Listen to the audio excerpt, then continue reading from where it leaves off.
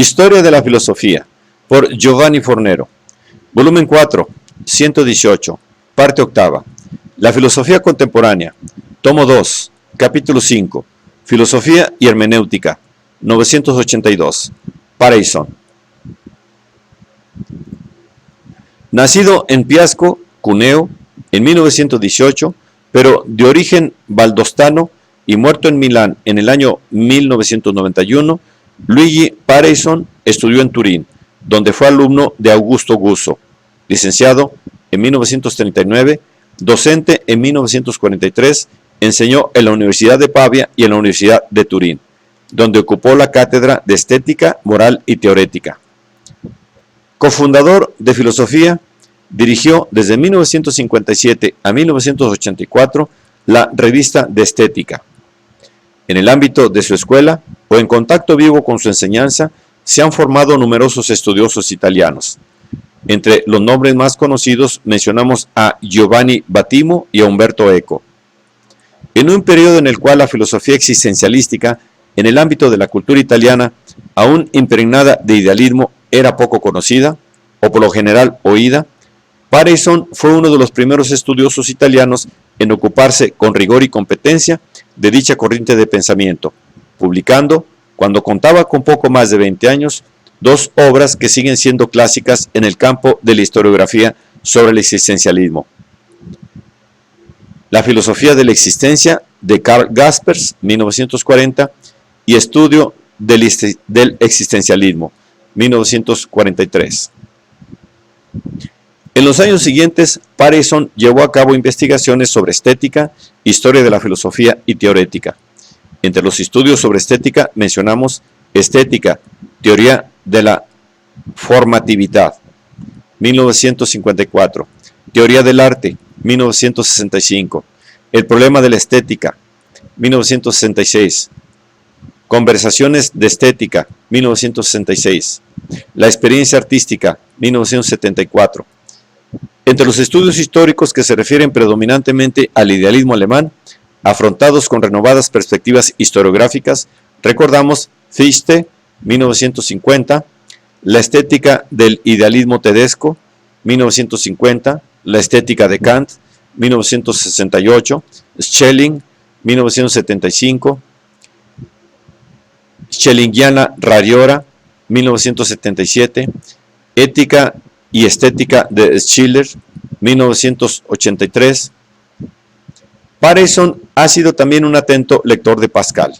La estética de Pascal, Turín, 1966.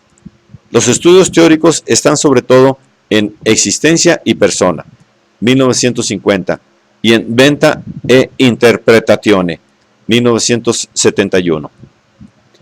En la base de la actividad teorética e historiográfica de Pareyson se encuentra un preciso juicio sobre el existencialismo, concebido como resultado de la disolución de la filosofía hegeliana. No comprendería nada del existencialismo, escribía desde las primeras páginas de Existenza e Persona, quien olvidara que este no es otra cosa que disolución del hegelismo, es decir, del racionalismo metafísico que constituye gran parte de la filosofía moderna y que encuentra su expresión más completa y grandiosa en la filosofía de Hegel. Análogamente, en el ensayo Dal personalismo existenziale a la ontología de la libertà, que figura como introducción a la edición más reciente de Existenza e Persona, Génova, 1985, Pareyson, ofreciendo una autorrepresentación puesta al día de su propio itinerario filosófico, vuelve a insistir que el existencialismo ha sido una nueva forma de la disolución del hegelismo. Los mismos temas afrontados por Feuerbach y Kierkegaard en su polémica contra Hegel se volvían a presentar con extraordinaria eficacia, después de un siglo, sobre la escena filosófica europea por obra del existencialismo y del marxismo. Y ahora, cuando el debilitamiento del positivismo imperante por algunos decenios se ha dirigido de nuevo a los problemas del hombre, aquellos temas se vuelven a presentar con renovado interés. Pareyson considera, sin embargo, que la disolución existencialística del hegelismo ha quedado cogida en las redes categoriales de aquel mismo racionalismo del que ha querido ser la denuncia y la antítesis. De ahí la ambigüedad constitutiva del existencialismo, siempre anti-hegeliano y hegeliano a un tiempo, y por lo tanto incapaz, como tal, de ofrecerse como superación definitiva de la herencia idealística. En efecto, el existencialismo, por un lado, ha querido presentarse contra Hegel como una rigurosa filosofía de lo finito, no ya la conciliación hegeliana de finito e infinito, sino la filosofía de lo finito, o lo finito frente al infinito, o una filosofía de lo finito que no se resuelve en el infinito, sino está frente a él y tiende a él. Filosofía del hombre frente a Dios, o una filosofía de lo finito suficiente en sí mismo, en su misma finitud. Filosofía del hombre sin Dios. Por otro lado, el existencialismo ha seguido pensando lo finito a la manera de Hegel, sea que escinda la mediación hegeliana, lo finito se ponga frente al infinito, sea que, invertida la mediación hegeliana, lo finito sea considerado en su suficiencia. Lo finito frente al infinito, esto es, el hombre frente a Dios, es considerado como negativo y pecador. Lo finito suficiente en sí mismo, esto es, el hombre sin Dios, es considerado como negativo y necesitado. Por ello, la misma ambigüedad que subsiste en Hegel se vuelve sobre el existencialismo, el cual precisamente, mientras intenta revalorizar lo finito, esto es, lo particular e individual considerado en su singularidad irrepetible e inconfundible, se contenta con desasociarlo del infinito, en el cual la filosofía hegeliana lo absorbía, pero sigue atribuyéndole el mismo carácter de negatividad que Hegel con aquella absorción le había atribuido. En síntesis, la filosofía de la existencia, que con todo ha creído, empezando por Kierkegaard, ser la reivindicación de la persona individual e irrepetible, no ha sido capaz de satisfacer la exigencia misma de la cual ha partido. En un primer momento, Parison suponía que el existencialismo, para pensar de un modo adecuado lo finito y para efectuar de un modo radical la superación del hegelismo, sin quedar prisionero de él, habría debido tomar la forma de un espiritualismo íntimamente renovado y modernizado.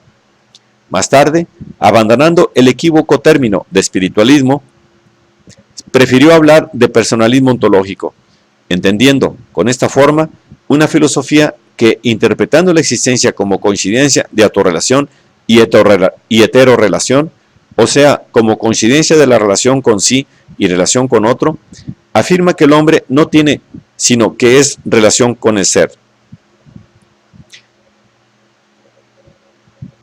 Según esta filosofía, el ser, en sus primeros trabajos, Parison utilizaba el término Dios, se da en el interior de aquella relación que constituye el hombre, de modo que, inciso A, lo finito resultase insuficiente y positivo al mismo tiempo, no tan positivo que sea suficiente, ni tan insuficiente para ser negativo. Inciso B, el ser resulte presente en la relación solo en cuanto más allá de la relación, de la cual es el institutor. Este personalismo ontológico, dirigido a salvaguardar los derechos de la persona y del ser, ha acentuado progresivamente la fisonomía hermenéutica de su filosofar. Me parece claro, escribe él, que la relación ontológica originaria es de por sí hermenéutica en cuanto a la relación ser-hombre, relación que agota la esencia misma del hombre, solo puede representarse como relación verdad-persona, o sea, como interpretación personal. Decir que el hombre es relación con el ser es como decir que el hombre es interpretación de la verdad, que cada hombre es una interpretación de la verdad. La respuesta a la pregunta, ¿qué es el ser?, no consiste en una definición objetiva, explícita y completa, sino en una interpretación personal continuamente profundizada. El discurso sobre el ser es interpretativo y como tal indirecto e interminable. Sobre esta base, Parison ha extendido el concepto de interpretación, inicialmente elaborado en el ámbito de sus estudios estéticos, sobre cuyo valor se ha pronunciado favorablemente el propio Gadamer, del campo de la filosofía del arte al campo existencial y ontológico. En efecto, si en un primer tiempo la interpretación se configura como un conocimiento de formas por parte de personas, o sea, como una apariencia cognoscitiva de la cual el objeto se revela en la medida en que el sujeto se expresa, ahora aparece como la forma misma en la cual se presenta la unión ontológica que une el hombre al ser, relación que obviamente no es ya asimilable a la relación óntica entre sujeto-objeto. Este original injerto del hecho interpretativo sobre el terreno del personalismo existencial y ontológico explica el horizonte problemático y temático en que se mueve la hermenéutica filosófica de Pareyson, sustancialmente centrada sobre interrogantes de este tipo. ¿Cómo es posible filosofar si la filosofía está siempre históricamente condicionada? ¿Cómo conciliar la ciencia histórica con la exigencia especulativa? ¿Es aún posible reconocer el pensamiento filosófico un valor de verdad después de que los desmitificadores Hegel, Marx, Nietzsche, Freud, Dilthey han demostrado la condicionalidad histórica, material, ideológica, psicológica, cultural y aún el reconocimiento de una esencia, de una esencial multiplicidad de la filosofía? ¿No comprometería irremediablemente la singularidad de la verdad? ¿Es posible una concepción pluralística, pero no relativística de la verdad? ¿Cuál es el punto de vista en el cual puede situarse válidamente una afirmación de perspectivismo que consiga conciliar la singularidad de sus formulaciones? Pareyson trata de responder a estas preguntas sosteniendo al mismo tiempo la singularidad de la verdad y la pluralidad histórica y personal de sus interpretaciones, en las cuales ella vive una y otra vez. La verdad, lejos de perderse en las propias formulaciones, alimenta su pluralidad, conservándose única e idéntica precisamente en cuanto se encarna en cada una de aquellas que sepan captarla y revelarla. El precedente estético de esta doctrina resulta claro. Por ejemplo, también en la música la interpretación es relativa y plural a un tiempo. También en música la obra es accesible solo en el interior de su ejecución. También en música la multiplicidad de las ejecuciones no compromete la unidad de la obra. También en música la ejecución no es copia o reflejo, sino vida y posesión de la obra. También en música la ejecución no es ni una ni arbitraria. Ese esquema de la pluralidad e infinidad de las interpretaciones aplicada a la ontología hace que la doctrina hermenéutica de Pareyson, bien lejos de comportar una especie de estetización de la verdad, se configure como una ontología de lo inacabable, dirigida a evitar los escollos opuestos de una ontología de la explicitación total, Hegel, que pretende aferrar definitivamente la verdad, y de una ontología inefable, Heidegger, que encalla frente a la ulterioridad del ser. No habría interpretación si la verdad fuera o toda escondida o toda patente, porque tanto la total ocultación como la explicitación completa disimularían la verdad. La revelación supone una inseparabilidad de manifestación y de latencia, un secreto total que considera hablante solamente el silencio y no concediese a la verdad otro carácter que la inefabilidad. Se hundiría en el más espeso misterio y abriría la vía al más desenfrenado arbitrio de los símbolos. Una manifestación completa que culminara en el todo dicho y auspiciara para la verdad una evidencia definitiva, renunciaría a aquel implícito que es la fuente de lo nuevo. Al irracionalismo de la inefabilidad total y al racionalismo de la enunciación completa, Pareyson contrapone en cambio una filosofía de la interpretación o una filosofía de lo implícito, basada en la convicción de que no se puede poseer la verdad si no es en la forma de deberla buscar aún, y que la interpretación no es la enunciación completa de lo sobreentendido, sino la revelación interminable de lo implícito. La defensa pareysoniana de la naturaleza veritativa del pensamiento interpretante implica también, y con mayor razón, una polémica repulsa de aquellas formas nihilísticas y nominalísticas de la hermenéutica, las cuales, privando a la interpretación de todo alcance relativo, acaban por disolver la verdad en su ilimitado histórico refractarse en una serie de puntos de vista relativos y subjetivos. Bien lejos de identificar la persona con la situación y el ser con el tiempo o la historia, Pareyson insiste, en cambio, sobre la diferenciación entre pensamiento expresivo, que se limita a expresar la situación histórica, y pensamiento relativo, el cual, junto al propio tiempo, revela también la verdad. El pensamiento revelativo, en virtud de su arraigamiento histórico-temporal, comprende en sí también el expresivo. Pero al contrario de este, que se cierra mistificatoriamente en sí mismo, se abre al mismo tiempo a la verdad. La diferenciación que yo hago entre pensamiento revelativo y pensamiento expositivo, puntualiza Pareyson, es, para hablar de un modo más preciso, entre pensamiento que es ante todo revelativo y pensamiento que es solamente expresivo, en cuanto el primero contiene necesariamente un elemento histórico y práctico, pero no por esto historicístico y praxístico, mientras el segundo es meramente histórico y pragmático y por lo tanto ideológico o técnico. Como se puede observar, mientras Gadamer, preocupado por caer en la metafísica y en la infinidad, tiende a moverse de un horizonte finístico e historicístico, Pareyson se asiste a un llamativo intento de unir lo finito al infinito y salvaguardar, aún permaneciendo en el interior de una teoría de la interpretación, el espesor ontológico y el carácter trascendente o metahistórico de la verdad. Tanto es así que esta última es concebida como única e intemporal en el interior de las múltiples e históricas formulaciones que se dan en ella, y vista como madre y no como hija del tiempo, como fuente y no como objeto de interpretación. Además, mientras Gadamer se muestra interesado en sacar a la luz aquello que desde siempre sucede, más allá de nuestra voluntad y elección, Pareyson, de acuerdo con las bases existencialísticas de su pensamiento, se muestra particularmente atento al valor libertad.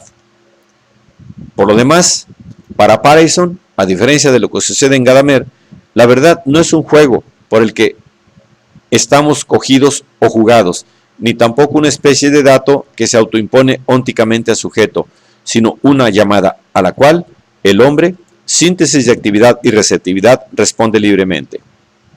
Corazón y nivel profundo de la relación hermenéutica es la libertad, como posibilidad de la fidelidad al ser, de una respuesta activa a su llamada.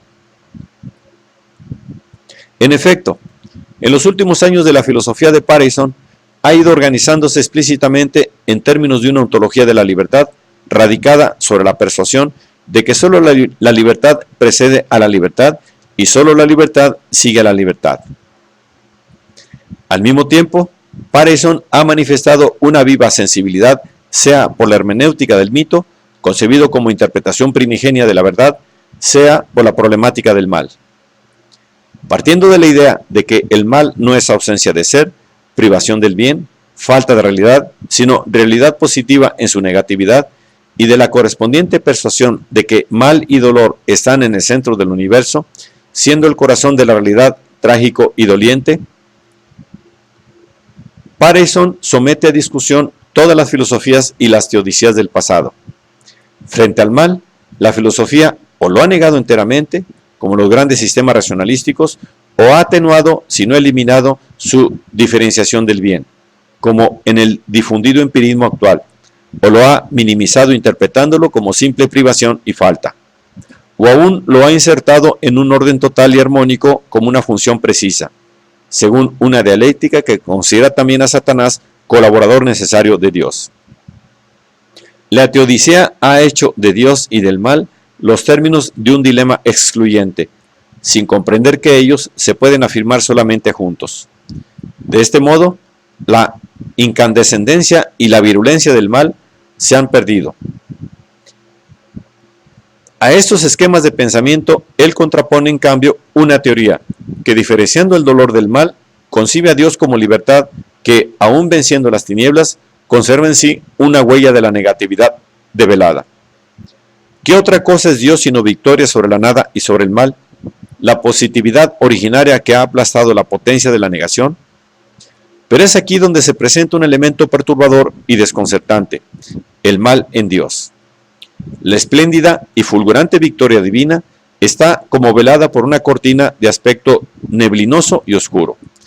Precisamente, para ser positividad, Dios ha tenido que conocer la negación y experimentar lo negativo. Precisamente para descartar la posibilidad negativa, Él ha tenido que tenerla presente.